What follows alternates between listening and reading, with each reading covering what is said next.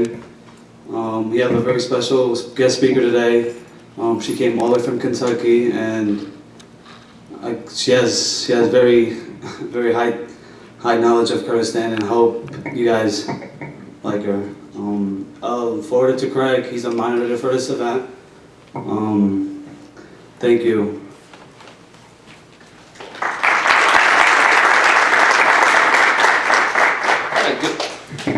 Good afternoon, everybody. And I'm glad that you guys came out to help commemorate everything and to listen to Dr. King and everything she has to say. First, I'd like to show you a short slideshow of Kurdistan today, what the political and economic environment is right now. In the last election, there were actually 39 women who served, which is more than the 30% minimum requirement. And this is a demonstration of the Kurdistan region being far more progressive than the typical stereotype or assumption of what Middle Eastern countries are and how their political systems work.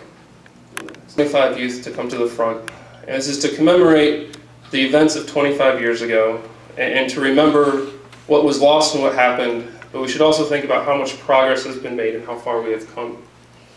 I'd also like for you guys to, when they come up front, to rise for a moment of silence in memory of the Halabja events and fall of 25 years ago.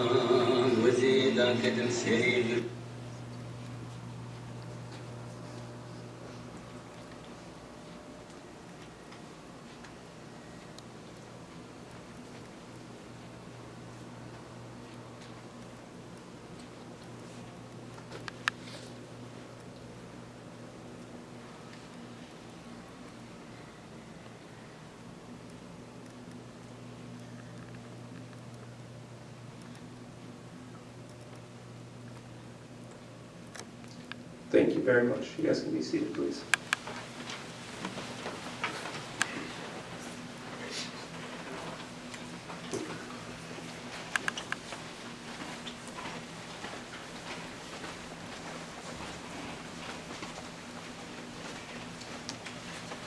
To continue with what the real purpose of today is about, to remember what happened 25 years ago at the University of California in San Diego, and through the Howard Foundation at Washington State University.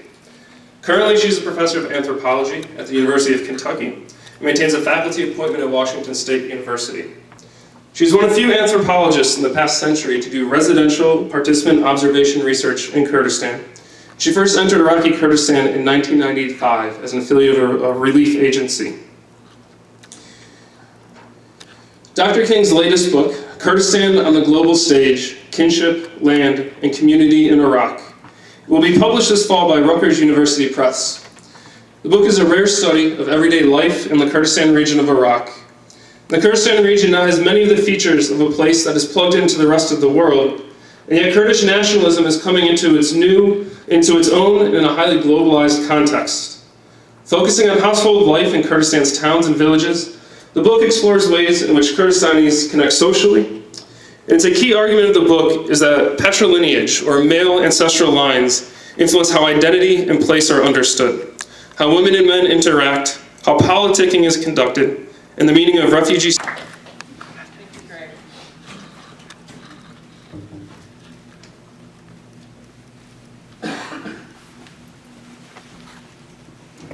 Greetings. John and Bashin. It's very, very good to be here, even though it's a very difficult occasion. It's a very terrible thing that we are commemorating. And yet, to look out and see all of you is a joy. So, I'm feeling two different emotions up here today. What I want to do is... Forest on the outskirts of our village. My father and brother were not able to join us due to so many roadblocks around the area. At that time, there were about 1,000 people, including men, women, and children. Knowing that the army had absolutely no sympathy toward men, but sometimes spared women and children. My mother urged me to leave them behind and run for his life, to get to Turkey, of course. After promising to come back to them, I, along with other men, left that area and went towards mountain, again hoping to see my father and brother along the way. Making our way, I still had not seen my father or my brother, so we continued toward the border. We eventually reached a valley along the way and saw thousands of other families heading in that valley, trying to cross the roads, but they couldn't because there were set blocks by the army. It's very important as you try to remember these events. You need people to share their stories and their experiences, and it's a good way to do it, and it's something that the Kurdish community and the larger global community needs to hear and understand. And Kakshavan, thank you for translating for those of us who don't speak Kurdish. Next, we'd like to show a short video. It's a short documentary on the Anfal campaign, and we'd like to watch this before calling Dr. King back up or inviting her back up for questions and answers. Please sit back and watch the video.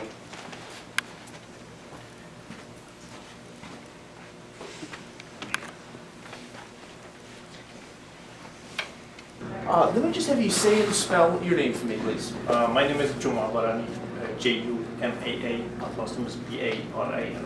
Okay, and so what the gentleman inside was telling me that you actually are a survivor of the genocide. Yes, that took place. Yes. So do you live now here in the Binghamton area? I live in Binghamton. Okay. Well, I can't even imagine, what you've gone through, certainly. But I guess can you talk about what you're going to be speaking about today, and then Yes. Share about what you feel comfortable talking about? I'll talk about what happened to me during the Anfal operation. So I'm from a village. It's in Badinan region. So that means dog. I lost my family, my brother, my father, my cousins, and I escaped to Turkish border that time.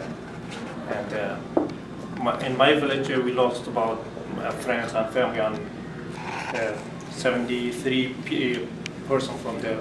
And they took from my family from the village and they destroyed the village, take them to different place, and they took my friends from age 14 and up.